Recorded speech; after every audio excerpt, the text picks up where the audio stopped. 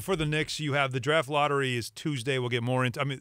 We'll get more into the lottery, and we'll know on Wednesday where they'll pick, and then you can go from there on deciding who they can target.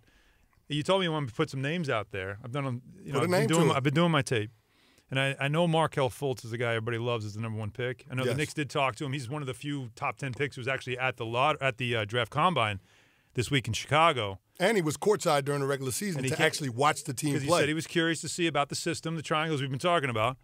This guy's a good player, but I'll tell you what worries me about him is his team sucked. He didn't make the NCAA tournament. They didn't make the tournament, yeah.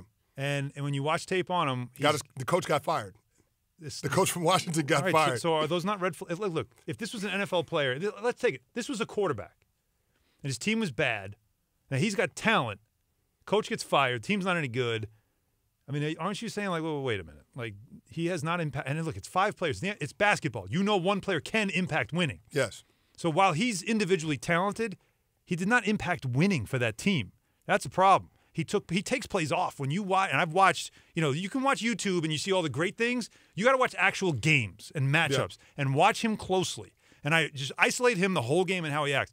This guy just quits on certain plays. This guy, just shuts it down on some plays. This guy falls asleep defensively. He's got all the skills to be a great defensive player, but he didn't show me that he wants to be an effective defensive player, which, again, if your team is 10-17, if your team is 5-12, and you're not giving me everything you got on every possession to make sure you get back to 500, I'm wondering your willingness to want to win. No, I get everything that you're saying, right? And all of those would signal red flags, being a guy that can't necessarily step into a team and be able to create that winning culture because he wasn't able to do it in the college atmosphere. That's why culture and environment is so important. That's why structure in an organization and the hierarchy is so important. That's why having a strong head coach is so important. But when you look at the draft lottery, we're all talking about potential, right? Because none of these kids are finished products. Right. And when you look at the Markelle Fultz kid from a skill perspective, especially on the offensive side of the court, there's not much that he can't do. You're right about that. So if you start talking about adding him to a team that already has some pieces or maybe has the leadership structure already in place,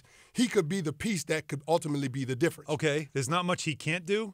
What I want to know is, what won't he do? Because I saw a lot of things he wouldn't do as a college player on a bad team. That worries me.